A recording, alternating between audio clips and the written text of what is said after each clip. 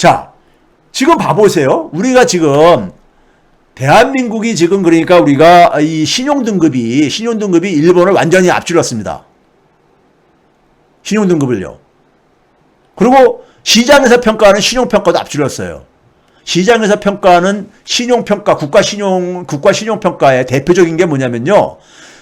우리나라 정부가 채권을 발행하잖아요. 국채를요. 만기 5년짜리인 이런 이제 채권을 발행을 하게 되면은 투자자들이 한국 채권에 저거 투자해도 괜찮어? 예? 저거 그러니까 예를 들어서 그 모든 금융상품은 위험성이 좀 있잖아요. 정도 차이가 있을 뿐이지. 뭐 저기 그러니까 우리가 개도국들이 발행한 채권은 그러니까는 더 이제 그러니까 이 부도날 가능성이 크니까요. 그렇죠? 상환 못할 가능성이 크니까요. 그런 상환 못할 가능성을 대비해 가지고 일종의 보험을 드는 게 CDS 프리미엄이라는 게 있어요.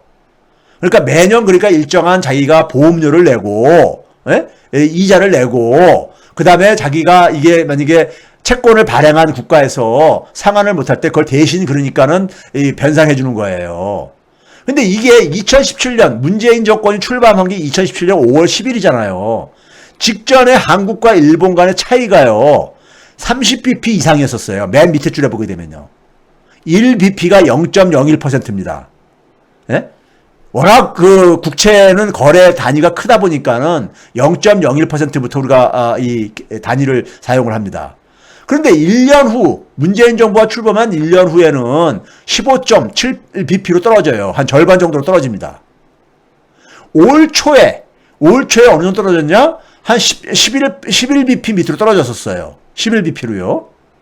그러다가 제가 지난주 월요일 날인가요? 그 뉴스공장 나가가지고 한일 간의 격차가 같은 그러니까 17bp로 들어섰다 이런 얘기했잖아요. 자, S&P가 그러니까 국가신용등급 매기는 건 우리가 일본보다 이미 두 등급이 높아요. 일본은 A+고 A+ 다음이 AA- 있고 그 다음에 AA잖아요. 우리가 두 등급이 높았었어요. 신용평가 기관이 매기는 거는요. 그런데 이 시장에서 투자자들이 평가하는 거 일본만 하더라도 엔화가 준기축통화잖아요. 그런데 지난 8월 22일 날 이게 많이 축소가 된 거예요. 0.29bp까지요. 예? 그 옆에 있는 수치가 뭐냐면요. 일본은 플러스 0.57%가 뭐냐면요. 지난 한 달 동안에 그 변동한 거예요. 변동분이에요. 1년 동안, 한 달 동안에 일본은 이 값이 커지고 있다는 얘기고, 그 옆에 있는 숫자 17.33은 뭐냐면요. 지난 6개월 동안의 변동치예요. 근데 한국은 어떻습니까? 다 마이너스잖아요. 마이너스 3.97, 마이너스 20.06이잖아요. 한국은 잠깐만 개선되고 있는 겁니다. 떨어지고 있는 겁니다. 그러다 보니까는 지난 주말에 오늘 그 뉴스 공장에서 김어준 공장장이 저한테 이제 물어봐가지고 오늘 김어준 생각에서 그걸 잠깐 소개했었잖아요. 지난 주말에 역전돼 버렸어요. 역전이요. 한국이 17.64, 일본이 17.80으로 0.16bp로 역전돼 버렸어요. 자, 우리나라가 미국, 독일, 영국 다음이에요. G7 중에서요. G7 중에서요. 우리가 지난해 1인당 GDP가 그러니까 우리나라 GDP가 1인당 GDP가 이탈리아를 넘었다 이런 얘기 나오고 그랬었잖아요.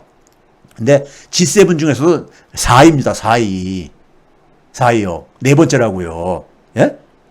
자, 근데 8월 31일 뭡니까? 어제지요. 어제는 더 줄어들었어요. 더 줄어든 게 아니라 격차가 더 확대됐어요. 일본하고요. 한국이 17.5, 일본이 17.8이잖아. 0.3으로요. 지난 주말에는 0.16이었잖아요. 두 배로 더 격차가 확대가 됐어요. 네? 두 배로. 이게 8월 31일자입니다. 오늘 보니까는 우리는 0.29bp로 조금 이제 그러니까 다시 그랬던데, 예? 하여간 격차가 지금 확대되고 있다고요. 일본을, 이게 이렇게 대외적으로 이렇게 된 게 뭡니까요? 국민들이 만들어낸 성과예요. 국민들의 희생으로요. 예? 국민들의 희생으로. 예? 그러면 이제 내부에 있어서 그러니까 이 문제를 그러니까 우리가 이제, 예? 좀 더 이제 공정한 사회를 만들면 되는 거예요. 특권이 없는 사회를 만들면 되는 겁니다. 이게 4기 민주정부가 해야 될 일인 거죠.